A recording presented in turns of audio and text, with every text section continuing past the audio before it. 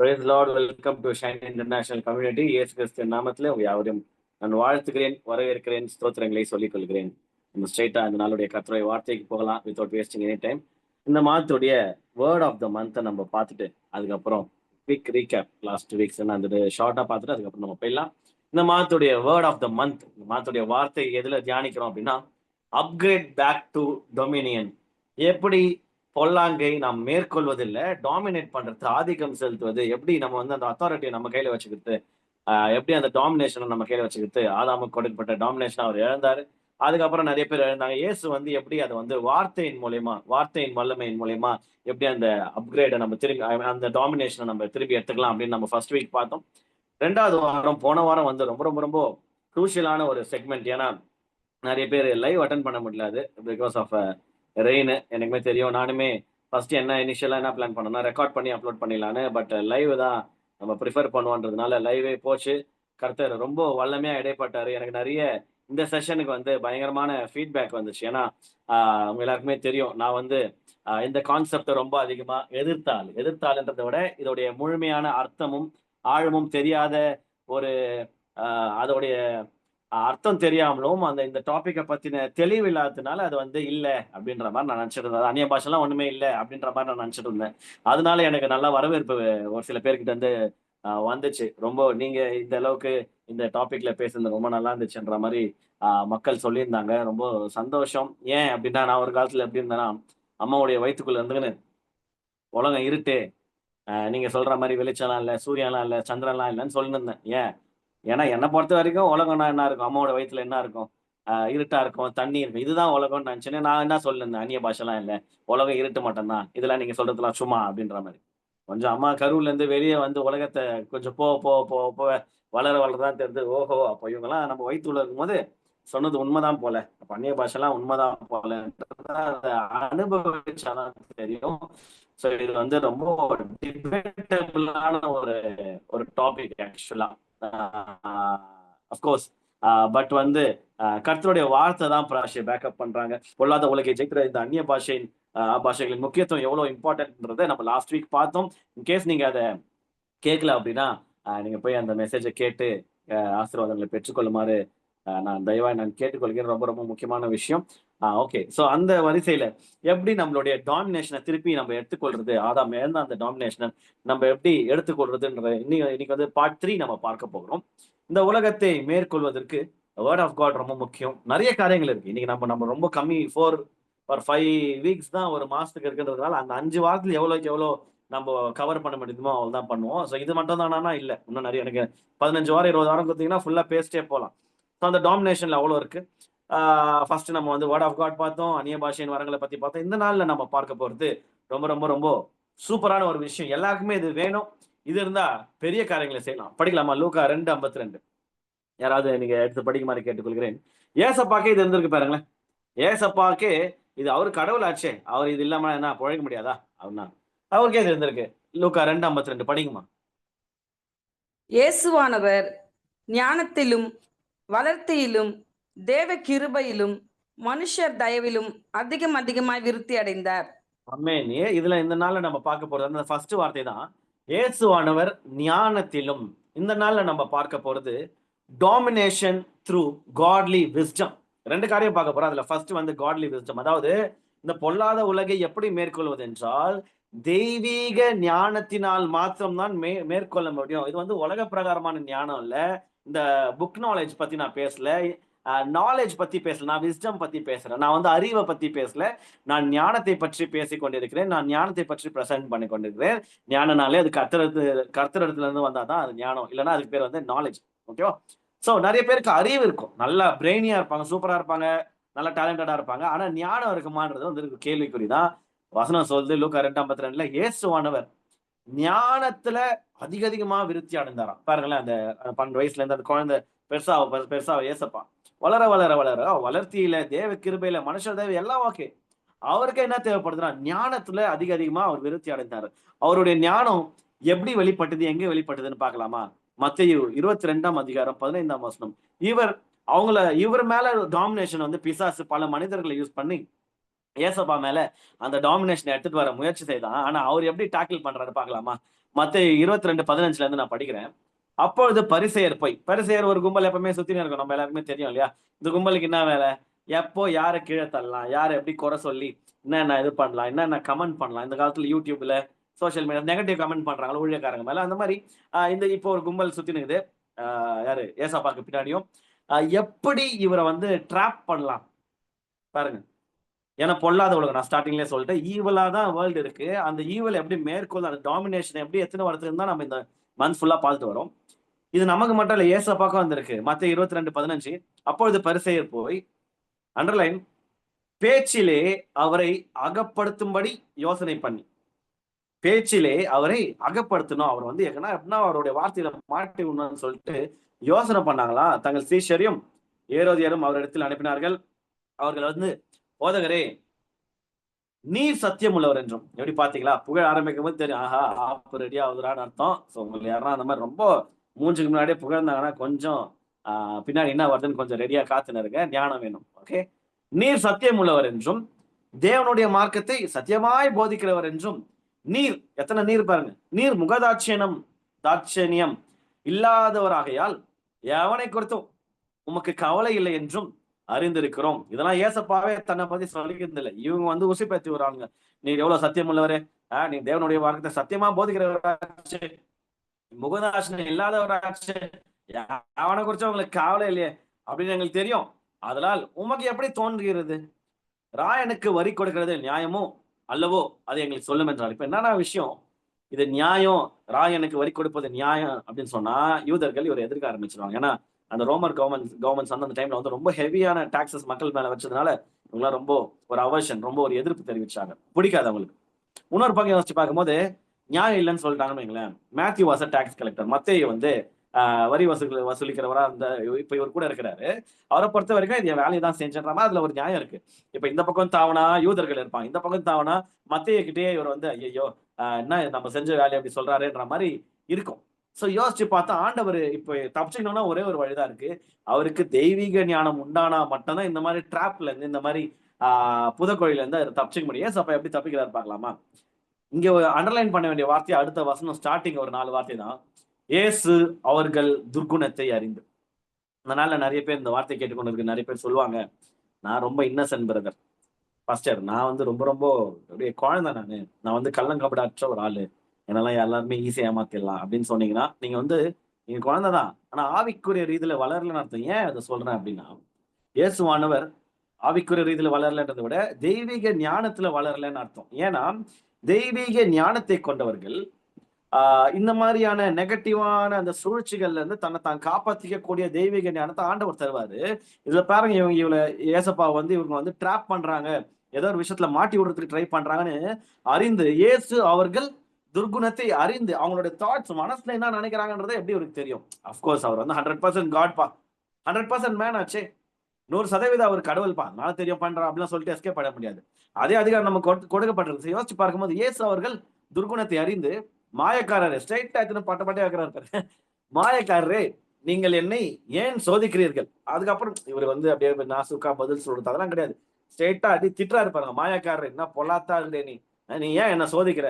இங்க வா, ஒரு காசு எடுத்துனோம், வரி காசு எடுத்துனோம், எனக்கு காண்பியுங்கள் என்றார். அவர்கள் ஒரு பணத்தை அவரிடத்தில் கொண்டு வந்தார்கள். அப்பொழுது அவர், இந்த சுரூபமும் மேல் எழுத்தும் யாருடையது? இப்போ ஒரு கேள்வி கேட்டா எதிரில் இருக்கிறவங்க என்ன சொல்லணும்? பதில் சொல்லணும். ஆனா தெய்வ ஞானம் என்ன சொல்லி கொடுக்கும் அப்படின்னா, எல்லா கேள்விக்கும் நீ பதில் சொல்லணும்னு அவசியமே கிடையாது. சில நேரத்துல உன்னை ட்ராப் பண்றதுக்கு, உன்னை மாட்டி விடுறதுக்கு சில பேர் கேள்வி கேட்பானுங்க. அவனெல்லாம் நீ உட்காந்து டைம் ஸ்பெண்ட் பண்ணு, ரிப்ளை பண்ணிருக்காத. என்ன பண்ணலாம்னா, கேள்வி கேட்டா பதில் மட்டும் சொல்லக்கூடாது. ஞானம் என்ன சொல்லி கொடுக்கணும்? கேள்விக்கு பதில் கேள்வியே. அப்படின்னா என்ன அர்த்தம்னா, ஏன் இது பண்ணலாமா பண்ணக்கூடாதான்னு கேட்கும்போது அவர் என்ன சொல்றாரு? பண்ணணும்னு சொல்லணும். இல்லைன்னா என்ன சொல்லணும்? பண்ணலன்னு சொல்லணும். வரி கொடுக்கலாமா? கொடுக்கலாம். கொடுக்க கூடாது? கொடுக்க. ஆனா இவர் என்ன பண்றாரு பாருங்க, ஒரு காசு எத்தனுவா அப்படின்னு சொல்லிட்டு அவங்க பக்கம் திருப்பி விடுறாரு பாருங்க. 20வது வசனம். இந்த சுரூபமும் மேல் எழுத்தும் யாருடையது என்று அவங்க கிட்டே கேட்டாரு. கேள்வி கேட்கிறவங்க கிட்டே கேட்டாரு. ராயனுடையது என்று அவங்க சொன்னாங்க. அதற்கு அவர், அப்படியானால் அவங்க வார்த்தையில இருந்து வாங்கிட்டே சொல்றாரு பாருங்க, ராயனுடையதே ராயனுக்கு கொடுன்னு சொல்லிட்டு முடியல, மாட்டினியான பொம்மரை கட்ட மண்டியான்னு சொல்லிட்டு ராயனுடையதை ராயனுக்கும் தேவனுடையதை தேவனுக்கும் செலுத்துங்கன்னு சொல்லிட்டு இவங்க காணிக்க அந்த காடுக்கு கொடுக்கிற விஷயங்களையும் மரியாதை உட்பட அன்பு உட்பட எல்லாவற்றையும் அப்படி போட்டு லாக் பண்ணிடுறாரு. அதுதான் தெய்வீக ஞானம். இயேசுவானவர் ஞானத்தின் முழுமையா இருந்ததுனால அவர் பண்ண இந்த பொல்லாங்கான மோசமான மக்கள் கிட்ட இருந்து தன்னை காப்பாத்திக்க அவர் பயன்படுத்தின one of the strongest weapon என்ன அப்படின்னா தெய்வீக ஞானம். சோ ராயனுக்கும் தேவனுடைய தேவனுக்கும் செலுத்துங்கள் என்றார். அவர்கள் அதை கேட்டு ஆச்சரியப்பட்டு என்ன பண்ணாங்களாம், அவரை விட்டு போய்விட்டார்கள். இந்த நாள்ல உங்களை விட்டு மோசமான மக்கள், உங்களை ட்ராப் பண்ணணும்னு நினைக்கிற மக்கள், உங்களை அவங்க மேல நெகட்டிவிட்டியை பரப்ப வேண்டும் என்று நினைக்கிற மக்கள், உங்களை தள்ளி விடணும்னு நினைக்கிற மக்கள் உங்களை விட்டு ஓடி போனா ஒண்ணுன்னு பண்ணுங்க, அதிக தெய்வ ஞானத்தினால நிரப்பப்படுங்க. அதுக்கு என்ன வழி நான் சொல்றேன். அதிக தெய்வ ஞானத்தினால நிரப்பப்பட்டு நம்மளே சொல்லிக்கூடாது, சுத்தி இருக்கிறவங்க சொல்லணும்ப்பா சரியான ஞானம் பாயணும், சரி இந்த சிஸ்டருக்கு சரியான ஞானம், இந்த பிரதர் சரியான ஞானம், தெய்வ ஞானம் இவங்க கிட்ட இருக்கு, எப்படி தப்பிச்சுக்கினா பாருங்களேன் அப்படின்ற மாதிரி. சோ பிரசன்ஸ் ஆஃப் மைண்ட் சொல்லுவாங்க. ஆன் ஸ்பாட்ல டக்குன்னு தோணும், நமக்கு தெரியாது. அதெல்லாம் அந்த ஸ்பாட் தான், ப்ரிப்பேர் பண்ண வர முடியாது, என்ன கேள்வி கேட்க போறாங்கன்னு தெரியாது, எப்படி மாட்டி விட போறாங்கன்னு தெரியாது. அவர்கள் அதை கேட்டு ஆச்சரியப்பட்டு அவரை கிட்டு போயிட்டாங்க, துணியான ஓட்டாங்க. அந்த மாதிரி இயேசுவானவர் இந்த பொல்லாத உலகை மேற்கொள்வதற்கு ஃபர்ஸ்ட் பயன்படுத்தின வெப்பன் என்னது, ஸ்டார்டிங்ல சொன்னேன் இல்லையா, என்னது இந்த இதுல போட்டிருக்க ஸ்கிரீன்ல போடுறேன் பாருங்க. காட்லி விஸ்டம், தெய்வீக ஞானத்தை பயன்படுத்தி அவருடைய டாமினேஷனை செலுத்தினாரு. சிம்பிளா சொல்ல போனா, அவர் என்ன இன்டைரக்டா சொல்ற அவருடைய மைண்ட் வாய்ஸே இப்ப நான் இருக்கிறேன் பாரு, ராஜா நான்லாம் உனக்கே அப்பேன், அதாவது இந்த உலகத்தை படைக்கிறதுக்கு முன்பதாகவே நான் இங்க இருந்திருக்கிறேன், என்கிட்டே என்ன கேள்வியில மடங்கணும்னு ட்ரை பண்றியா பாரு அப்படின்னு சொல்லிட்டு, நீ என் மேல உன்னுடைய டாமினேஷனை செலுத்தி உன்னுடைய துர்குணத்தை காட்டி உன்னுடைய தந்திரங்களையும் உன்னுடைய எப்படி என்னை மாட்டி விடணும்னு நினைக்கிறேன், யாரா நீ, ஞானமே நான் தான், நான் தான் ஞானம், அந்த தெய்வீக ஞானத்தினால முழுமையில இருக்குது, என்கிட்டயே ஏமாத்தா பாக்குறியே அப்படின்னு சொல்லிட்டு அவர் கேள்வியா கேட்கிற பதில் சொல்றேன் பாரான்ட்டு பதில சொல்ல அவன் பக்கமே கேள்வியை திருப்பி விட்டு அவன் வாயில இருந்து பதில வர வச்சு என்ன பண்ணாரு பாத்தீங்களா அந்த விதம். ஏன்னா ஏசப்பா அதுல இந்த இன்சிடென்ட்ல ஒரே ஒரு விஷயத்த தான் அவர் அண்டர்லைன் பண்ண விருப்பப்படுறாரு. என்ன அப்படின்னா, டாமினேஷன் இந்த நீ கேட்கறதுக்குலாம் நான் பதில் சொல்ல அவசியம் இல்லை. ஆக்சுவலா நான் கேட்கிறேன், இப்ப நீ பதில் சொல்லி மாட்டி விடுறாரு பாருங்க சுத்தி இருக்கிற நபர்கள் முன்பதாக. சோ யாரு மாட்டி விடணும்னு நினைச்சாங்களோ அவங்களே மாட்டி விடுறதுக்கு ஒரு ரொம்ப அதிகமான ஞானம் தேவைப்படுது. அது தெய்வீக ஞானம் இருந்தால் மாத்திரம்தான் முடியும், சாத்தியம். இந்த நாள்ல இந்த பொல்லாத உலகை மேற்கொள்ள நமக்கு தெய்வீக ஞானம் மிக மிக அவசியம். அடுத்ததான் நம்ம பார்க்க போற ஒரு விஷயம், இது அடுத்தது இந்த இதே மெசேஜ்ல 2வது பாட்டு. ஓகே, தெய்வீக ஞானம் மட்டும் இருந்தா போதுமா பிரதர் அப்படின்னா அது மட்டும் போதாது. நமக்கு அடுத்து தேவைப்படுற முக்கியமான விஷயம் ஒண்ணு இருக்கு. என்ன அப்படின்னா ஸ்கிரீன்ல இருக்கு பாருங்க, காட்லி அத்தாரிட்டி. சாதா அத்தாரிட்டி இல்ல, அதாவது அத்தாரிட்டி நிறைய இந்த கவர்மெண்ட் ரிலேட்டடா நிறைய பேர் இருப்பாங்க, அந்த விதமான ஜஸ்ட் உலக ரீதியான அத்தாரிட்டி பத்தி பேசல. டிவைன் அத்தாரிட்டி, தெய்வீக அதிகாரம். தெய்வீக அதிகாரம் நமக்கு கொடுக்கப்பட்டிருக்கிறது. அதை நம்ம ஆக்சஸ் பண்ணாதான், அதை நம்ம எப்படி சொல்றது, யூஸ் பண்ண ஆரம்பிச்சாதான் இந்த பொல்லாத உலகை, இந்த மோசமான உலகத்தை நம்மளால டாமினேட் பண்ண முடியும். காட்லி அத்தாரிட்டி அப்படின்னு நான் சொல்லுவேன். காட்லி அத்தாரிட்டி இன்னும் அதர்வைஸ் எந்த விதமான வார்த்தைகள் இதை சொல்லலாம் அப்படின்னா, ஸ்பிரிச்சுவல் அத்தாரிட்டி. ஸ்கிரீன்ல இருக்கு பாருங்க பிக்சர், ரொம்ப அழகா. ஸ்பிரிச்சுவல் அத்தாரிட்டி, கர்த்தருடைய வேதம் நமக்கு சொல்லி கொடுத்த அந்த ஞானத்தின் விளைவாக ஏசப்பா இந்த வசனங்கள்ல ஞானத்தை மட்டும் வெளிப்படுத்தல, அந்த ஞானத்தின் மூலமாக யார் அதிகாரி அப்படின்றத வெளிப்படுத்துறாரு. அவன் கேட்கும் போது பதில் சொல்லியிருந்தாருன்னா குமரசாமின்ட்டு கையை கட்டுன்னு பதில் சொல்ல, அவங்க ஒருத்தர் கேட்கும் போது திருப்பி நானே கேட்கிறேன் நீ பதில் சொல்றா அப்படின்ற மாதிரி சொல்றாரு பாருங்க. இன்னொரு இடத்துல ஏசப்பா அந்த மாதிரி எங்க பண்றாரு அப்படின்னா, அச்சு பொலன்னு பொழக்கிறாரு. இந்த தேவாலயத்துல புறா வைக்கிறவங்க இந்த மாதிரி ஆலயத்தை இப்படி கலர் கொகை ஆக்டிங்கன்னு பொலன்னு பொழக்கிறாரு இல்லையா, அப்ப கேட்பாங்க எந்த அதிகாரத்துல இதை பண்றேன்னு கேட்கும் போது நான் பதில் சொல்றேன், ஃபர்ஸ்ட் நான் கேட்கிற கேள்வி நீ பதில் சொல்றான்னு சொல்லிட்டு திருப்பி அவங்க கிட்ட கேள்வியை திருப்பி விட்டுருவாரு. அப்ப நான் சொல்ல முடியாது இது அப்படின்னும் போது, நீ சொல்ல முடியாதுன்னா நானும் சொல்ல முடியாது அப்படின்ற மாதிரி சொல்றாரு. சோ இயேசுவானவர் உலகத்தில் வாழ்ந்த போது அதிகமா தன்னுடைய ஞானத்தின் விளைவாக, ஞானம் மனம் சார்ந்தது உள்ள இருக்குது, அது எப்படி வெளிப்படுத்துறாருன்னா தன்னுடைய அதிகாரத்தை அவர் வெளிப்படுத்தினார். கர்த்தர் அவருக்கு கொடுத்த தெய்வீக அதிகாரத்தை வெளிப்படுத்தினார். அதன் விளைவாக நிறைய காரியங்கள் நடந்துச்சு. முக்கியமா நிறைய அற்புதங்கள் அடையாளங்கள் நடந்தது. தேவன் தெய்வீக அதிகாரத்தை வெளிப்படுத்தினார். இதுல ஒரு முக்கியமான ஒரு பைபிள் சாப்டர் பார்க்க போறோம். நிறைய ஒரு சில வசனங்களும் பார்க்க போறோம். ரொம்ப ரொம்ப முக்கியமான ஒரு விஷயம். ஆக்சுவலா இது வரைக்கும் நான் நிறைய வாட்டி பைபிளை படிச்சிருக்கேன். மார்க் எல்லாம் நிறைய அச்சு துவச்ச ஒரு புஸ்தகம் இல்லையா, ரொம்ப சின்ன ரொம்ப அழகான புஸ்தகம். இந்த வார்த்தை ஃபர்ஸ்ட் டைம் நான் படிக்கிறேன். பார்க்கலாமா? மார்க் 2:5. நிறைய பேருக்கு தெரிஞ்சிருக்கலாம், தெரியலன்னா இந்த நாள்ல தெரிஞ்சுக்கலாம். காடோடைய அதிகாரம் பாருங்க. மார்க் 2:5 வசனம் சொல்லுது, இயேசு அவர்கள் விசுவாசத்தை கண்டு, அதான் அந்த திமிர்வாதக்காரன் இறக்குறாங்க இல்லையா, அவங்க ஃப்ரெண்ட்ஸோட விசுவாசத்தை கண்டு திமிர்வாதக்காரனை நோக்கி, அண்டர்லைன், மகனே உன் பாவங்கள் உனக்கு மன்னிக்கப்பட்டது என்றார். இயேசு உலகத்துல வாழ்ந்த அந்த 3.5 வருஷத்துல ஒரே ஒரு நபரை குறிச்சுதான் மகளேன்னு சொல்றாரு. அது வந்து பெரும்பாடுள்ள ஸ்திரீ, எல்லாருக்குமே தெரியும். ஒரே ஒரு நபரை குறிச்சுதான் ஸ்ட்ரெயிட்டா, நிறைய பேர் வந்து நீங்களாம் என்னுடைய பிள்ளைகள்ன்ற மாதிரி ப்ளூரல்ல பேசுவாரு. பட் ஸ்ட்ரெயிட்டா மகனே அப்படின்னு சொன்னது ஒரே ஒரு மனுஷன் தான், அது திமிர்வாதக்காரன் தான். அது குறிச்சு நம்ம பார்க்கலாம். மகனே உன் பாவங்கள் உனக்கு மன்னிக்கப்பட்டது என்றார். எப்படி, ஏன் அந்த மகனே ஏன் ரொம்ப இம்பார்ட்டன்ட்?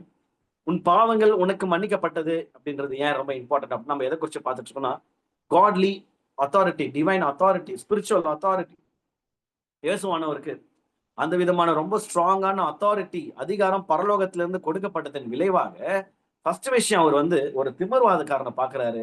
அவன் ரொம்ப அப்படியே வெல் ட்ரெஸ்டாலாம் இருக்க மாட்டான், ரொம்ப அப்படியே ஜிலாம் இருக்க மாட்டான். திமிர்வாதக்காரன் எப்படி இருப்பான், தன்னை தான் மெயின்டைன் பண்ண முடியாது, அழுக்காதான் இருந்திருப்பாரு நான் நம்புறேன்.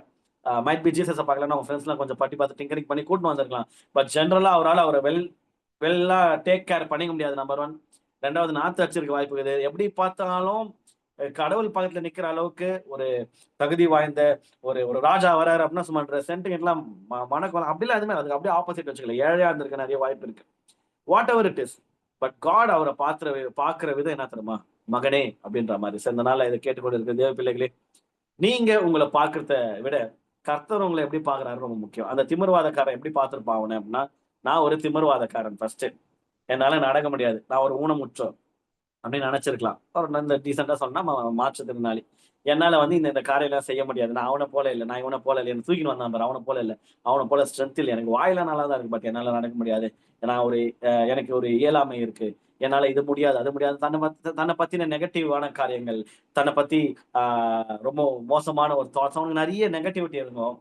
எப்படி யோசிச்சு பார்த்தாலும் எவ்வளவு பெரிய ராஜாக்கள் இயேசுவை மீட் பண்ணியிருந்தாலும், எவ்வளவு பெரிய ஆசாரியர்கள், எவ்வளவு பெரிய படித்த ஆட்கள் நிறைய பேர் அவங்களை வந்து மீட் பண்ணிருக்கலாம். ஆனா யாரை பார்த்தும் அவர் வந்து மகனேன்னு சொல்ல. இயேசு அந்த திமிர்வாதக்காரனுடைய உள்ளத்தை அறிந்த தேவன். அவர் பாக்குறாரு, இவன் வந்து ரொம்ப இவனுக்குள்ள நெகட்டிவிட்டி அதிகமா இருக்கு, இவனுக்கு தன்னை பத்தி ரொம்ப நெகட்டிவா பேசுறாங்க, ஒரே வார்த்தையில அடிச்சு காலி பண்ணும் அப்படின்னா என்ன பண்ணலாம்னா, ஃபர்ஸ்ட் வேர்ட்ல அடிச்சு நெத்தி போட்டுலயே அடிச்சு உடைக்கிற மாதிரி என்ன தெரியுமா சொல்றாரு, மகனேன்னும் போது சர்வ சிருஷ்டியை படைத்த கர்த்தர். அவங்க எல்லாருக்குமே தெரியும் அவர் வந்து ஒரு ப்ராஃபட், அவங்க எல்லாருக்கும் தெரியும் இவர் மேசியாவா இருக்கலாம், மைட் பி அவங்களோட விசுவாசம் இருந்திருக்கலாம், சில பேர் தெரிஞ்சிருக்கலாம் நிஜமாவே ஒரு மேசியான்னு. அவ்வளவு பெரிய ஒரு ப்ராஃபட், அவ்வளவு பெரிய ஒரு ரபி, ஒரு திமிர்வாதக்காரனை நோக்கி மகனேன்னும் போது எதை வெளிப்படுத்துறாருன்னு நினைக்கிறீங்க, தன்னுடைய அத்தாரிட்டியை வெளிப்படுத்துறாரு. சோ அத்தாரிட்டி அப்படின்னு வரும்போது, அதிகாரம்னு வரும்போது, உனக்கு மிர்ச்சிரம் அச்சரம் ஒச்சரம் மூக்க கீச்சிரம், அது இல்ல அதிகாரம். யாருன்னா மக்களை வந்து நசுக்கி, மக்களை நசுக்கி மிதித்து துன்புறுத்தி அடித்து ஒதுத்து இந்த ஹிட்லர் மாதிரி ஆட்சி செய்து ஆளுகை பண்ணி நான் அதிகாரின்னு காட்டினாங்கன்னா அவங்களோட ஒரு முட்டாள் உலகத்திலே கிடையாது. நிஜமாலே அதிகாரம் எதுல தெரியுமா வரும், சிம்பத்தி, எம்பத்தி, ஓகேவா, பிறனுடைய அந்த பரிதபிக்கிறது இருக்கு இல்லையா, பிறரை பார்த்து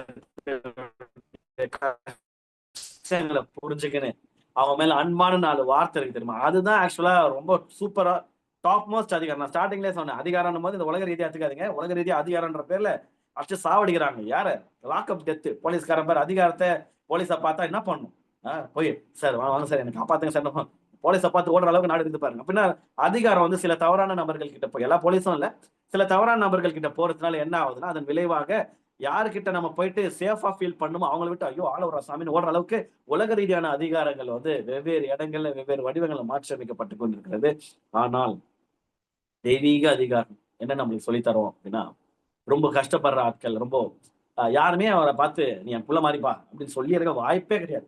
ஏன் யாரை பார்த்து சொல்லுவாங்க அப்படின்னா, நாளைக்கு உன்னால எனக்கு எதனா ஆதாயம் அப்படின்னா நீ என் புள்ள மாதிரிப்பான்னு சொல்லி வச்சுட்டு நாளைக்கு உனக்கு காசு வரும்போது நான் புள்ள மாதிரி என்ன அப்பாவுக்கு கொஞ்சம் கொடுக்க மாட்டியா அப்படின்னு சொல்லலாம். ஆனா பாருங்க, கிட்டத்தட்ட ஏசப்பாக்கு இவருக்கும் சேம் வயசா கூட இருக்கலாம்.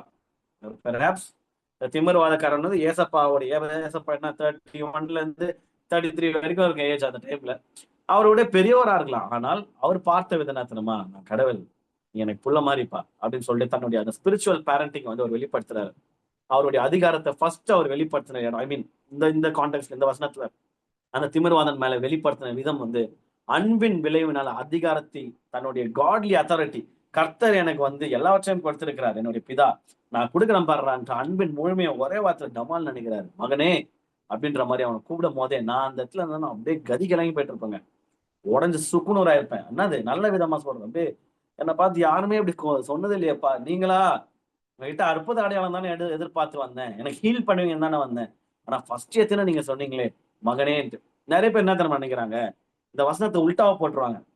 நீ உன் பாவம் மன்னிக்கப்பட்டால் தான் நீ அவருடைய பிள்ளை. கிடையவே கிடையாது. இந்த உலக ரீதியா நிறைய பேர் பிரீச் பண்றாங்க பாருங்க. ஐயோ காமெடியா. உன் பாவங்களை எப்பொழுது நீ அறிக்கையிட்டு அவளை விட்டு விட்டு வருகிறாயோ அப்பொழுதுதான் ஏசப்பா அவனை ஏத்துப்பாரு, அப்பதான் நீ அவருடைய பிள்ளை. கிடையவே கிடையாது. ஒரு பாருங்க, வசனம் தெளிவா படிக்கணும், ஆர்டர்ல படிக்கணும்.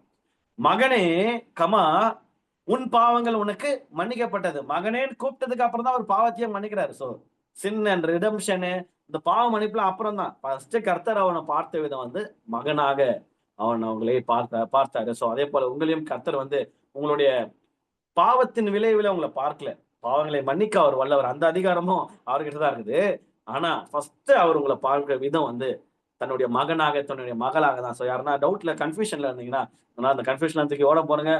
ஃபர்ஸ்ட் பாவங்களை மன்னிக்கிறதற்கு முன்பதாக கர்த்தர் எஸ்டாப்ளிஷ் பண்ணது லவ், அன்பு. தன்னுடைய அன்பை வெளிப்படுத்தி, செல்லம் மகனே உன் பாவங்கள் உனக்கு மன்னிக்கப்பட்டது. சோ அதுக்கு அவர் மன்னிக்கப்பட்டதுன்னு சொல்றதுக்கு முன்பதாக அவர்கிட்ட என்ன இருக்கு, பாவம் இருந்திருக்குது. ஆமென். பாவம் இருந்திருக்கு, அதனாலதான் பாவங்கள் மன்னிக்கப்பட்டதுன்னு ஃபீல் பண்றாரு. பாவ மன்னிப்பிற்கு முன்பதாக கர்த்தர் அவங்க கிட்ட செலுத்துறது வந்து அன்பு. சோ நாமும் பாவிகளை லேஸ்ல ஒதுக்கிடக்கூடாது. பாவிகள் யாருன்னா நம்மளே ஃபர்ஸ்ட் பிரதான பாவி, அது வேற விஷயம். ஏதோ கர்த்தர் கிருபையில தத்தளிச்சுன்னு வாழ்ந்துன்னு வரும். யோசிச்சு பார்க்கும்போது பாவம் பண்றாங்க அப்படின்றதுனால யாருன்னா நீங்க உங்களுடைய நண்பர்களையோ உங்களுடைய உறவினர்களையோ உங்களுக்கு தெரிஞ்சவங்களையோ பாவின்றதுனால நீங்க ஒதுக்கி வச்சிட்டீங்க. ஒரே ஒரு விஷயம் புரிஞ்சுக்கோங்க, நீங்க ஒதுக்கலாம், ஏசப்பா ஒருபோதும் அவங்கள ஒதுக்க மாட்டாரு. அவர்களுடைய பாவங்களை மன்னிக்க அவர் வல்லவரா இருக்கிறார், அவர்களை ஏற்றுக்கொள்ள வல்லவரா இருக்கிறார். மன்னிப்பதற்கு முன்பதாகவே அவர்கள் அவருடைய மகன் தான், மகள் தான். இதுல ஒரு மாற்றுக்கு அர்த்தம் இல்லை. சோ மீண்டும் வரலாம். தெய்வீக அதிகாரம், அத்தாரிட்டி எப்படி ஏசப்பா வெளிப்படுத்துறாரு அப்படின்னா, மகனே உன் பாவங்கள் உனக்கு மன்னிக்கப்பட்டது என்றார். அங்கே உட்கார்ந்திருந்த வேதபாரர்களில் சிலர் செம டென்ஷன் ஆயிட்டானுங்க. ஈவன் பாத்தீங்களா என்ன வருது வார்த்தை, டென்ஷன் ஆயிட்டு என்ன வருது பாத்தீங்களா. ஈவன் அவர் எவ்வளவு டீசெண்டா பேசுனுங்கிறாரு, இவங்க பேர் எவ்வளவு டென்ஷன் ஆயிட்டு. ஈவன் இவர் இல்ல, மரியாதை எகிரிச்சு பாருங்க. ஏன்னா இவங்க எதுல தெரியுமா டென்ஷன் ஆயிட்டாங்க, எல்லாம் ஓகே, நீ அற்புத அடையாளம் செய்வ, எல்லாம் ஓகே, உனக்கு யாரா இந்த அதிகாரம் கொடுத்தா, அதுதான் அவங்களுக்கு டென்ஷன். வசனம் படிக்கலாம் பாரு. இவன் இப்படி தேவதூஷணம் சொல்லுகிறது என்ன, தேவன் ஒருவரே அன்றி பாவங்களை மன்னிக்கத்தக்கவர் யார் என்று தங்கள் இருதயங்களில் சிந்தித்துக் கொண்டிருந்தார்கள். நான் ஸ்டார்டிங்லேயே சொன்னேன், அவங்க வந்து ப்ரீவியஸ் நம்ம ஒரு சாப்டர் படிச்சோம்ல அந்த தெய்வீக ஞானம் பத்தி, அங்கேயும் அவங்க மைண்ட்ல தான் யோசிச்சாங்க, கர்த்தர் அதை அறிந்து அப்படின்றாரா. இந்த இடத்துல பாரு, இவன் தான் யாருமே இப்போ நாலு ரொம்ப டீசெண்டா வெளியே காட்டிப்பாங்க, பிரதர்ஸ் வந்துருங்கிற மாதிரி, மனசுக்குள்ள என்ன வச்சுக்கிறாங்கன்னு அவங்களுக்கு தான் தெரியும். எப்படி வருது பாருங்கன்னா சுயரூபம், தனக்குள்ள இருக்கிற பிசாசு எப்படி வருது பாருங்க அவங்களுக்குள்ள இருந்து. ஈவன் ஏசப்பாவை பத்தி என்ன நினைக்கிறாங்க பாருங்க, ஒரு எவ்வளவு பெரிய ரபி, இவங்களால செய்ய முடியாத காரியத்தை செய்யறாரு, கண்ணு முன்னாடி அற்புத அடையாளங்கள் நடக்குது, அவ்வளவு அத்தாரிட்டியா பிரீச் பண்ற நிறைய காரியங்கள் நடக்குது. அவன் மைண்ட்ல ஏசப்பாவை பத்தி என்ன யோசிக்கிறான் பாருங்க. அந்த யாரு வேத பாரகரில் சிலர், யாரு இவங்களாம் சர்ச்சில் உட்காந்து ஃப்ரண்ட் லைன்ல ரோல்ல உட்காந்து பிரீச் பண்ற ஆட்கள், வேத பாரகர் சிலர். இவன் இப்படி தேவதோஷனம் சொல்லுகிறது என்ன, தேவன் ஒருவரே அன்றி பாவங்களை மன்னிக்கத்தக்கவர் யார் என்று தங்கள் எங்க இருதயங்களில் சிந்தித்துதான் கொண்டிருந்தாங்க, சொல்லக்கூடாது, சிந்தித்துக் கொண்டிருந்தார்கள். அவர்கள் தங்களுக்குள்ளே இப்படி சிந்திக்கிறார்கள் என்று இயேசு உடனே தம்முடைய ஆவியில் அறிந்து. அல்லேலூயா. ஆவியில் நம்ம பத்தி மனுஷன் என்ன நினைக்கிறாங்க, நம்மள அப்படியே தூக்குற மாதிரி இருக்கும். எப்பா வாய் ஒண்ணு சொல்லுது, ஆவி என்ன சொல்லுதுன்னு எனக்கு தெரியும்ன்ற அளவுக்கு நம்மளுடைய ஞானத்தையும், நான் ஸ்டார்டிங்ல சொன்ன தெய்வீக ஞானத்தையும் ஆவி நிறைவுல நம்ம வாழ்ந்த ஈஸி. நான் சொல்றேன், சில பேர் நம்மளை வந்து அப்படியே அப்ரிஷியேட் பண்ணணும்னு வரும்போது அவங்களுடைய ஸ்பிரிட் நம்ம கிளாஷ் ஆகும். நான் நிறைய இடத்துல அந்த மாதிரி பண்ணுவேன். அந்த மாதிரி எனக்கு ஸ்பிரிட் கிளாஷ் ஆகலைன்னா அவங்களுடைய அன்பையும் அவங்களுடைய அரவணைப்பையும் அவங்க கொடுக்குற எல்லா காரியத்தையும் அப்படியே ஃபுல்லா ரிசீவ் பண்ணிட்டு மனசார பிளஸ் பண்றேன். ஆனால் ஒரு துளி என்னுடைய ஆவியில வந்து இல்ல, வாய் மட்டும்தான் இது சொல்லுது, இவங்க இன்டென்ஷன் வேற, இவங்களுடைய மனசு வேற மாதிரி இவங்களுடைய எனக்கு ஏதோ ஸ்பிரிட்ல கிளாஷ் ஆகுது அப்படின்னு எனக்கு தோணுச்சுனாலே, ஆவியில நான் உணர்ந்தானே அந்த விதமான நல்ல காரியங்களை நான் ரிசீவ் பண்ண மாட்டேன், அது அன்பு உட்பட. ஏன்னா அப்படி அன்பு மாறி இருக்கும், பின்னாடி என்ன ஆப்பு வச்சிருப்பாங்கன்னு தெரியாது. ஏசப்பா பாருங்களேன், அது தெய்வ ஞானம். நான் சொல்ல வரேன், அதான் சொல்ல வரேன். தெய்வ ஞானம் சொல்லித்தரோம் இல்ல, நம்பிடாத. பாருங்க, வெளியே அவங்க ஒன்னும் வாயை தந்து எதுவுமே சொல்ல, மனசுக்குள்ள நினைக்கிறது அவர்கள் தங்களுக்குள்ளே எப்படி சிந்திக்கிறார்கள் என்று இயேசு உடனே, பாத்தீங்களா, டிலே ஆகல.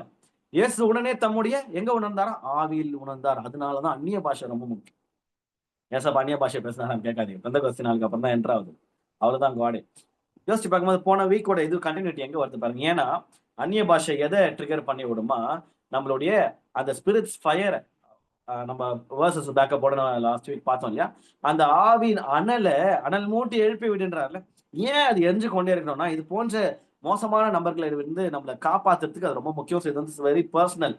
யாருக்கு என்ன போய் சண்டை போடணுங்க, அந்நிய பாஷை இருக்குதா இல்லையா, இல்லைன்னா இல்லைன்னு போ, உனக்கு அதுவும் பிரச்சனை இதுக்கு டிபேட் எல்லாம் பண்ணாதீங்க. நீங்க அதோட ஆசீர்வாதங்களை மட்டும் பெற்றுக்கொள்ளுங்க.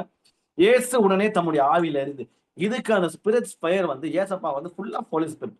நம்ம வந்து ஃபுல்லா ஆவியானவர் முழுமையா கொடுக்கப்பட்டிருக்கிறாரு. ஆனா அவர் முழுமையா நம்ம கிட்ட காணப்படுறாரா தெரியாது. அப்ப இதை ட்ரிகர் பண்ணி இருக்கணும்னா அதுக்கு தான் நிறைய வரங்கள் இருக்கு. அது முக்கியமான கேட்டலிஸ்ட் 10 பகன் எரிய வைக்கணும். அந்நிய பாஷைன்னு வரும், plays very important role, key role. Word of God 100% முழுக்க முழுக்க கர்த்தருடைய வார்த்தையினால் நிரப்பப்படும் போது அது இருக்கும். துதிச்சு கொண்டே இருக்கும் போது, வாயில ஸ்தோத்திர பலிகளை இட்டுக்கொண்டே இருக்கும் போது, நன்றி சொல்லினே இருக்கும் போது, இதெல்லாம் நிறைய காரியம் இருக்கு. ஓகே, இயேசு எப்படி பண்றாரு அப்படின்னா, இதெல்லாம் நமக்கு ஏசப்பா உடனே தம்முடைய ஆவியில அறிந்து அவர்களை நோக்கி ஸ்ட்ரெயிட் அட்ரஸ் பண்ணார் பாருங்க அதிகாரத்துல. நீங்கள் உங்கள் இருதயங்களில் இப்படி சிந்திக்கிறது என்ன? நான் என்னப்பா சிந்திச்சேன் அப்படிலாம் வரல பாருங்க, ஆஜராவல். உன் பாவங்கள் உனக்கு மன்னிக்கப்பட்டது என்று சொல்வதோ, எழுந்து உன் படுக்கையை எடுத்துக்கொண்டு நடவென்று சொல்வதோ எது எளிது? காட் கேட்கிறாரு, எதுப்பா ரொம்ப ஈஸி? உன் பாவம் மன்னிக்கப்பட்டதுப்பா அப்படின்னு சொல்றது ஈஸியா, இல்ல ஹீல் பண்ணது ஈஸியா அப்படின்னு சொல்லிட்டு கேட்டு பதிலும் அவரே சொல்லிடுறாரு. பூமியிலே பாவங்களை மன்னிக்க மனுஷகுமாரனுக்கு, அதாவது எனக்கு என்னது வார்த்தை அண்டர்லைன், அதிகாரம் உண்டு என்பதை நீங்கள் அறிய வேண்டும் என்று சொல்லி திமிர்வாதக்காரன் நோக்கி இவங்களை பார்த்து சொல்லிட்டு திருப்பி அங்க போறாரு. நீங்க எழுந்து உன் படுக்கையை எடுத்துக்கொண்டு உன் வீட்டுக்கு போ என்று உனக்கு சொல்லுகிறேன் என்று கமெண்ட் பண்றாரு. உடனே அவன் எழுந்து தன் படுக்கையை எடுத்துக்கொண்டு எல்லாருக்கும் முன்பாக போனான். அப்பொழுது எல்லாரும் ஆச்சரியப்பட்டு, நாம் ஒரு காலம் இப்படி கண்டதில்லை என்று சொல்லி தேவனை மகிமைப்படுத்தினார்கள். நம்மளுடைய ஸ்பிரிச்சுவல் அத்தாரிட்டி எந்த அளவுக்கு இருக்கணும் அப்படின்னா, நம்மளுடைய அந்த அத்தாரிட்டி விளைவாக மனிதர்கள் தேவனை மகிமைப்படுத்துற மாதிரி இருக்கணும். ஸ்டார்டிங்லேயே சொன்ன மாதிரி ஒருத்தவங்களை நசைகிறது, மெதிகிறது, அடிக்கிறது, உதைகிறது, சபிக்கிறது. சில பேர் ஸ்பிரிச்சுவல் அத்தாரிட்டி யூஸ் பண்ணி சாபம் விட்டுங்கிறாங்க பாருங்களேன், காமெடி. இயேசு ஆசீர்வதித்த நபர்களை ஏசப்பா பிளஸ் பண்ற ஆத்துமாக்களை மனுஷன் சாபம் விட்டா அவனுக்கு தான் அந்த சாபம் ரிட்டர்ன் ஆகும். அது வசனமே இருக்குது. உன்னை ஆசீர்வதிக்கும் உன்னை சபிக்கிறவர்களை சபிப்பேன்லாம் வசனம் இருக்கு. அது ஒரு காமெடி. அந்த மாதிரிலாம் யாரும் பண்றாதுங்க தயவு செஞ்சு, எவ்வளவு கோபமா இருந்தாலும். உங்களுடைய ஸ்பிரிச்சுவல் அத்தாரிட்டி எது கொடுக்கப்பட்டதுன்னா, அது வந்து நல்லதுக்காக பயன்படுத்துறதுக்கும். சபைக்கத்துல ஃபர்ஸ்ட் அத்தாரிட்டியே கிடையாது. அது வந்து பிசாசுடைய ரிஃப்ளெக்ஷன். பிசாசு தான் சபிப்பான். கர்த்தர் ஆசீர்வதிக்கிறவராகவே இருக்கிறார். ஓகேவா? சோ அந்த ஸ்பிரிச்சுவல் அத்தாரிட்டி யூஸ் பண்ணிக்கிறேன், அதிகாரத்தை பயன்படுத்துற பிரதர், கர்த்தர் கொடுத்த அதிகாரம் சபிக்கப்பட அப்படிலாம் சொல்லாதீங்க. கர்த்தர் கொடுத்த அதிகாரத்துல நான் சொன்னேன், இயேசுவின் நாமத்துல மனம் மாறு, இயேசுவின் நாமத்துல இந்த காரியங்கள் மாற்றப்படட்டும், இந்த பாவங்கள் அழிந்து போகட்டும், இந்த பொல்லாத குணம் போட்டு இயேசுவின் நாமத்துல. அதுதான் ஸ்பிரிச்சுவல் அத்தாரிட்டி. அதை தான் பண்ணணும். இயேசுவின் நாமத்துல எழுந்து நட, இயேசுவின் நாமத்துல மரித்தவர்களை எழுப்பணும். அந்த அந்த விதமான அத்தாரிட்டி தான் பத்தி பேசிட்டு இருக்கேன். ஜஸ்ட் இந்த தலைவலியை ஹீல் பண்ணுறது அதுவும் பெரிய விஷயங்க. தலைவலிலாம் லேஸ்ல போக மாட்டேன்னு வந்துச்சுன்னா ஸோ அது தலைவலியை ஹீல் பண்றது, கைவலி கால்வலி ஹீல் பண்றது ஈக்குவல் டு, அதுக்கும் ஈக்குவலா அப்படியே போயிட்டு மரித்தவர்களை எழுப்பக்கூடிய அளவுக்கு தேவ வல்லமையினால் நிரப்பட்டு அந்த விதமான அதிகாரம் இயேசுகிட்ட இருந்துச்சு. நம்ம கிட்ட ஏன் இல்லை? ஆவியானவர், அதே ஆவியானவர் தான் நம்ம கிட்ட கொடுத்துருக்கிறாரு. கர்த்தர் சொல்றாரு, ஏசப்பா சொல்லிட்டு தானே பாரு, என்ன காட்டிலும் பெரிய காரியங்களை செய்வப்பா அப்படின்ற மாதிரி சொல்லிட்டு போயிருக்கிறாரு. ஆனா ஏன் இம்ப்ளிமெண்ட் பண்ண முடியலன்னா, சம்திங் இஸ் மிஸ்ஸிங். அந்த அதிகாரத்தை வந்து கொடுக்கப்பட்டிருக்குது, என்ன பண்றது இல்லை நம்ம அப்படின்னா பயன்படுத்துறது இல்லை அப்படின்ற மாதிரி தான். ஸோ இயேசு அவருடைய அன்பின் விளைவாக ஃபர்ஸ்ட் அவனை மகனேன்னு கூப்பிட்டு அதிகாரத்தை வெளிப்படுத்தினார். ரெண்டாவது வந்து அவனை வந்து பாவத்தை மன்னிச்சுடே, பாவத்தை மன்னிக்கிறதுக்கு அதிகாரம் கதறான்னு சொல்றாரு. மூணாவது வியாதியை ஹீல் பண்ணிட்டு இந்த வியாதியை உன்னிட்டுல இருந்து நீக்கிறதுக்கும் எனக்கு அதிகாரம் இருக்குதான்னு சொல்லிட்டு 3 விஷயத்த இது பண்ற. ஃபர்ஸ்ட் நீ பையன் அவருடைய அந்த சன்ஷிப், நம்ம எஸ்ஐசியில பார்த்துருக்கோம் இல்லையா, சன்ஷிப்பை வெளிப்படுத்துறாரு. ரெண்டாவது வந்து அவருடைய அந்த அவரு சேவியர், ஓகேவா, அவர் தான் மீட்பர் அப்படின்றத எஸ்டாப்ளிஷ் பண்ண, பாவத்தை மன்னிக்க தான் நான் வந்தேன் அப்படின்றத எஸ்டாப்ளிஷ் பண்றாரு. மூணாவது எதை எஸ்டாப்ளிஷ் பண்றாரு? ஆஹ் வியாதி வியாதியின் மேல் எனக்கு அதிகாரம் இருக்குது அப்படின்ற மூணுத்தையும் ஒரே வசனத்துல எஸ்டாப்ளிஷ் பண்றாரு. ஹல்லேலூயா. மார்க் 1:27 வசனம் சொல்லுது, அவருடைய பிரீச்சிங்ஸ் பார்த்து எல்லாரும் ஆச்சரியப்பட்டு, இது என்ன, இந்த புதிய உபதேசம் எப்படிப்பட்டது, அடடடடடா. அதெல்லாம் இல்ல, நம்மளே ஆட் பண்ணிக்கலாம் எக்ஸ்பிரஷன்ஸ்லாம். இவர் அதிகாரத்தோட, அண்டர்லைன், இவர் அதிகாரத்தோட அசுத்த ஆவிகளுக்கும் கட்டளையிடுகிறார், அவைகள் இவருக்கு கீழ்ப்படுகிறதே என்று தங்களுக்குள்ளே ஒருவரோடு ஒருவர் சொல்லி கொண்டார்கள். திருப்பி இந்த மாதிரி நல்ல விஷயம் மனுஷன் ரொம்ப நல்லவனுங்க பாருங்களேன், நல்ல விஷயம் நல்ல ஃபீட்பேக் சொல்லவே மாட்டாங்க, தங்களுக்குள்ளே தான் சொல்லிக்கிறாங்க. கெட்டதை மட்டும் எத்தனை போய் ஏசப்பா கிட்ட சொல்றாங்க பாருங்களேன். இவர் அதிகாரத்தோட என்ன பண்ணாராம்? அதிகாரத்தோட சபித்து கொண்டிருந்தார், அதிகாரத்தோட போட்டு பட்டப்பட்டையா வச்சிருந்தாரு, அதிகாரத்தோடு மைக்க போச்சு விசுவாசிகளை கடிந்து கொண்டிருந்தார், அதிகாரத்தோட மைக்கு மாட்டுச்சுன்னா மாட்டினாடா ஆடுன்ட்டு போட்டு மெரின்னு 3.5 மணி நேரம் மெரிச்சாரு விசுவாசிகளை. கிடையாது, அதிகாரத்தோட அசுத்த ஆவிகளுக்கு கட்டளையிடுறாரு பாருங்க. உங்களோட சபைகளை நிறைய அசுத்த ஆவிகள் இருக்கும். பாஸ்டர்ஸ் பிரீச்சர்ஸ் யாருன்னா அதை கேட்டிருந்தீங்கன்னா, நீங்க போகிற இடங்கள்ல உங்க முன்பதாகவே சபைகள்ல நிறைய அசுத்த ஆவிக்கு நிறைந்த மனுஷங்கள் இருப்பாங்க. நம்மளோட டார்கெட் அந்த மனுஷங்களை கண்டம் பண்றதோ, மனுஷங்களை அச்சு போட்டு மெரிச்சு உட்கார வைக்கிறது இல்ல, அந்த அசுத்த ஆவிகளை ஓட விடுத்து மெசேஜ் முடியறதுக்குள்ள அந்த ஆவி ஓடியே ஆகணும். ஏசு நாமத்துல அது நடக்கணும். அதுதான் பவர். அந்த ஸ்பிரிச்சுவல் அத்தாரிட்டி தான் நம்ம கிட்ட ஏசப்பா கொடுத்தாரு. ஏசு அதுதானே செஞ்சாரு. பாத்தினோம், அவரு போனே சொல்ல நிறைய இடங்கள்ல பிசாசு, ஐயோ வந்துட்டீங்களா, தொந்தரவு பண்ண, உங்க யாரு வர சொல்லலாம், சரி அந்த பண்ணிங்கிட்ட அனுப்பிச்சிருங்க அப்படின்ட்டு போய் தொலை அப்படின்ட்டு பிசாசுடைய ஜபத்தையும் கேட்டு போய் பண்ணிங்கிட்ட போயிட்டு மாண்டுச்சு பாருங்க. யோசிச்சு பார்க்கும்போது அது வரும்போது அவருடைய பிரசன்ஸ் முழுமை, ஆவின் முழுமையில அவர் அப்படி வந்து நிற்கும் போது he was full of godly wisdom, தெய்வீக ஞானத்தினாலும் தெய்வீக அதிகாரத்தினாலும் அவர் வந்து நிற்கும் போது எல்லாம் செதறது. அந்த விதமான ஒரு அதிகாரத்தை நமக்கும் கொடுத்திருக்கிறாரு. அதை எப்படி பயன்படுத்தலாம்னு பார்க்கலாம், யோசிச்சு பார்க்கலாம். அவர் மரணத்தை வென்று மரணத்தின் மேல அதிகாரம் செலுத்தினார், அவரே உயிர் தெழுந்தார் இல்லையா. இப்போ ஒரு விஷயம் படிக்க போறோம், மத்தேயு 28:18. இது நமக்கு அப்போது இயேசு சமீபத்தில் வந்து சீஷர்களை நோக்கி, வானத்திலும் பூமியிலும் சகல அதிகாரமும் எனக்கு கொடுக்கப்பட்டிருக்குதுன்னு சொல்லிட்டு அவர் என்ன பண்றான், அந்த அதிகாரத்தை உங்ககிட்ட கொடுக்குறேன்னு சொல்லிட்டு கிரேட் கமிஷன் கொடுத்துட்டு போயிட்டாரு. கிரேட் கமிஷன்னா எல்லாரையும் போய் உலகம் முழுவதும் சுவிசேஷம் அறிவிக்கணும், ஞானஸ்தானம் கொடுக்கணும், நிறைய காரியங்கள் நம்மளுக்கு கொடுக்கப்படாது, எல்லாருக்குமே தெரியும் மேத்யூ 28:18. ஸோ அண்டர்லைன், சகல அதிகாரமும் எனக்கு கொடுக்கப்பட்டிருக்கு. அந்த அதிகாரத்தை தான் கர்த்தர் நமக்கு கொடுத்திருக்கிறாரு. ஒரு சாம்பிள் பார்க்கலாமா? மத்தேயு 10:1 சீஷர்கள் கிட்ட சொல்றாரு, அப்பொழுது அவர் தம்முடைய 12 சீஷர்களையும் தம்மிடத்தில் வரவழைத்து அசுத்த ஆவிகள், ஃபர்ஸ்ட் பாருங்க, அசுத்த ஆவிகளை துரத்தவும் சகல வியாதிகளையும் சகல சகல சகல சகல வியாதிகளையும் சகல நோய்களையும் நீக்கவும் அவர்களுக்கு அதிகாரம் கொடுத்தார். இந்த அதிகாரம் நமக்கும் இருக்கு. எந்த விதமான அதிகாரம்? ஸ்டார்டிங்ல சொன்ன மாதிரி அசுத்த ஆவிகளை துரத்துறதுக்கு நம்ம கிட்ட அதிகாரம். அந்த அசுத்த ஆவி நம்ம கிட்ட இருந்தாலும் நமக்கு இந்த சிந்தை போக கிடையாது, போய் தான் ஆகணும். அப்படி அதட்டி போலியா அந்நிய பாஷையில பேசுங்க, செதறும். நான் அனுபவிச்சதான் சொல்றேன். அதட்டி சில நேரத்துல போல ரொம்ப அப்படி தாவி பிடிக்கலாம், போடுங்க டங்ஸ் இறக்குங்க அந்நிய பாஷைய, செதர் உடனே. அதுக்கப்புறம் அவரு அது காட்ஸ் லாங்குவேஜ் இல்லையா, அவருக்கு கூட பேச ஆரம்பிக்கும் போது ஒன்றும் பண்ண முடியாது. அந்நிய பாஷை பேச தெரியாதவன் நீங்க வந்து பைபிள் வசனத்தை பயன்படுத்தலாம். ரொம்ப சூப்பரான ஒரு டாக்டிக்ஸ். இயேசு நாமம் அதை விட வலிமையான நாமம் எதுவுமே இல்லை. ஹல்லேலூயா. சோ அதிகாரம் எதுக்கு கொடுத்திருக்கிறாரா? சீஷர்களுக்கு, நமக்கு எல்லாத்துக்குமே. அசுத்தாவிகளை துரத்தவும் சகல வியாதிகளையும். நீங்க வந்து அண்டர்லைன் பண்ண வேண்டிய வார்த்தையே சகல தான். ஏன்னா நம்ம வந்து ஒரு சில வியாதி இதெல்லாம் நான் ஜாம் பண்ணி இது பண்றேன் பிரதர், ஆனா இது போன்ற வியாதிகள்லாம் நமக்கு கேன்சர்லாம் ரொம்ப கஷ்டம். நம்ம ஆக்சுவலா அந்த அதிகாரம் கொடுக்கப்பட்டிருக்கு, ஏன் செய்யலன்றதை நான் சொல்றேன். ஏன் அப்ப நம்ம ஜாம் பண்ண சகல வியாதி குணமாக மாட்டேங்குது பிரதர், சகல நோயை குணமாக ஏன் பிரதர் மற்றவங்களுக்கு பண்ணதுக்கு ஏன்னா ஏன் மேல இருக்கிற வியாதியே என்னால விளக்க முடியலையே. காரணம் என்ன? காரணம் ஒன்னே ஒன்றுதான். என்ன அப்படின்னா, அதிகாரத்தை முழுமையா பயன்படுத்தல. எப்படி பயன்படுத்தலாம் சொல்றேன். சாம்பிள் ஏசப்பா கிட்ட எடுத்துட்டு வரலாம். Jesus had authority over nature. இயற்கையின் மேல் அதிகாரம் அவர் கொண்டிருந்தார். அதன் விளைவாக காற்றையும் கடலையும் அதட்டினார். காற்றும் கடலும் கப்பு சிப்பனாச்சு. காற்றும் கடலும் அவருக்கு அடங்கியது. அவர் அதட்டினார், அது அடங்கியது. Jesus had authority over sickness. எல்லா வியாதிகளுக்கும் மேல ஏசப்பா அதிகாரம் வைத்திருந்தார். அவரு ஹீல் பண்ண போயிட்டு ஒரு வியாதி கூட சரியாகாம இருந்தது. எல்லா வியாதிகளும், அநேக வியாதிகளை அவரிடத்தில் கொண்டு வந்தார்கள். இயேசு அவர்கள் மீது கைகளை வைத்து ஜெபித்தார். போச்சின்னு வசனம் இருக்கு. சோ அப்போ அவருக்கு அதிகாரம் வந்துச்சு. அதன் விளைவாக எல்லாத்தையும் அவர் வந்து சிக்னஸ் எல்லாம் ஹீல் பண்ணிடுறார். Jesus had authority over death. மரணத்தின் மேல் அவருக்கு அதிகாரம் இருந்தது. எந்தெந்த இடத்துல எல்லாம் போய் மரித்தவர்களை எழுப்பினாரோ எல்லாருமே எழுந்தாங்க. ஒரு இடத்துல மட்டும் ஒரு 4 நாள் லேட் ஆயிடுச்சு. என்னது, அவர் வரதான் லேட் ஆச்சு. அவர் சொன்னதுக்கு அப்புறம் உடனே ஏஞ்சி வந்துட்டான் லாசரு. ஆனா அவர் சொன்னதுக்கு அப்புறம் லேட் ஆகுதுன்னு சரித்திரம் சொல்ல. So he had authority over death. மரணத்தின் மேல அவருக்கு அதிகாரம் இருந்தது. மரணத்தை குறித்து பேசி மரித்தவர்களை எழுப்பியிருக்கிறாரு. அவரே உயிரோடு எழுந்தார். சோ மரணத்தின் மேல அவர் வந்து அதிகாரம் வைத்திருந்தார். Jesus had authority over devil. பிசாசின் மேல அவர் அதிகாரம் வைத்திருந்தார். அவனுடைய தலையை மிதிச்சாரு. ஸ்டார்டிங்லயே பார்த்தோம் இல்லையா, 2 வாரம் முன்னாடி அவன் வந்து வார்த்தையில அவரை ட்ராப் பண்ணிச்சான். வார்த்தையின் வல்லமையை பயன்படுத்தி அவனை ஓட விட்டாரு. அவர் தான் டாமினேஷனை வந்து காட்டினாரு.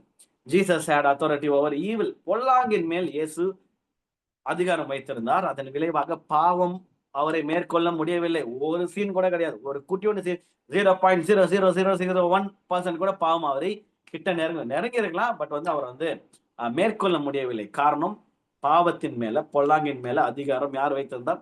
இயேசு வைத்திருந்தார். Jesus had authority over everything. எல்லாத்தின் மேலேயும் அவர் ஸ்ட்ராங் டாமினேஷன் வச்சிருந்தாரு. எல்லாத்தின் மேலேயும் ரொம்ப ஸ்ட்ராங்கான அதிகாரத்தை வைத்திருந்தார். ஏனென்றால் அவர் ராஜா. அல்லேலூயா. ராஜா தான் ஆட்சி செய்யணும். ராஜா தான் ஆளுமை. அதான். ஆனா நம்மள பார்த்து வசனம் சொல்லுது, நீங்கள் ராஜாக்களும் ஆசாரியர்களும் சொல்லிட்டு. ஆனா நம்ம அதிகாரத்தை சரியா பயன்படுத்தல. எது, திருப்பி சொல்றேன், இந்த மனுஷங்களை மெச்சின்னு உங்களுக்கு கொஞ்சம் கொஞ்சம் பதவிகள் கொடுக்கப்பட்டிருக்கும், கொஞ்சம் கொஞ்சம் பொறுப்புகள் கொடுக்கப்பட்டிருக்கும். எதனா வேலை சார்ந்து, எதனா புள்ள பூச்சிகளை மெச்சு போட்டு இல்லாத மக்கள், ஏழை எளிய மக்கள், கேட்பார் மேட்பார் இல்லாதவங்க, அவங்க எல்லாம் 4 தட்டி உட்கார வச்சுட்டு நான் இப்படி பத்தி எவ்வளவு அதிகாரம்னா அவர்கிட்ட நியாயத்திருப்பு நாளில் கணக்கு கொடுக்கணும். அதுக்கு ரெடி ஆயிக்கோங்க. ஒரு இடத்துல கூட அதிகாரம் நான் பேசும்போது மனுஷன் மேல அதிகாரம் வைக்க சொல்லி கர்த்தர் சொல்லவே இல்லை.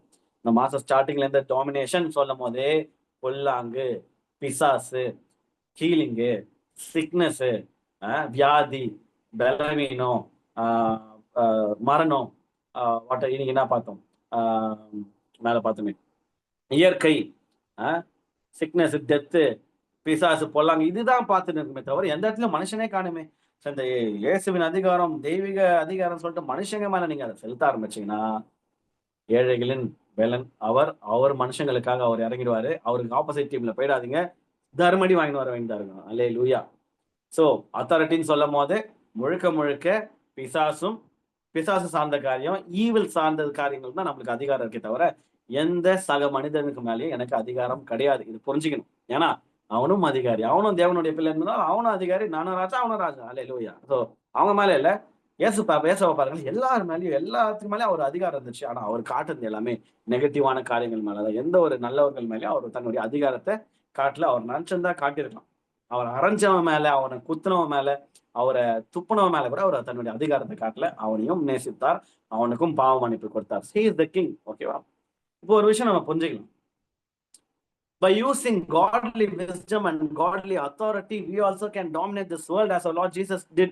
அதாவது தெய்வீக ஞானத்தை கொண்டும் தெய்வீக அந்த அதிகாரத்தை கொண்டும் நாமளும் ஏசப்பா இந்த உலகத்தை டாமினேட் பண்ண மாதிரி நம்மளாலையும் பண்ண முடியும். ஆனா நம்மளால ஏன் சில இடங்கள்ல பண்ண முடியல, அவரை மாதிரி என்னால போய் ஓட்ட முடியல பிரதர் அப்படின்னா என்ன மிஸ்ஸிங் அப்படின்னு பார்த்தோம்னா, அத்தாரிட்டி கொடுத்துறாரு. தெளிவா புரிஞ்சுக்கணும். எல்லாருக்குமே, எல்லா சீஷர்களுக்கும், எல்லா கர்த்தருடைய பிள்ளைகளுக்கும் சகல அதிகாரமும் அவருக்கு கொடுக்கப்பட்டிருக்கு. அந்த அத்தாரிட்டியை சீஷர்களுக்கு கொடுத்துறாரு. நம்மளாம் சீஷர்கள். அல்லேலூயா.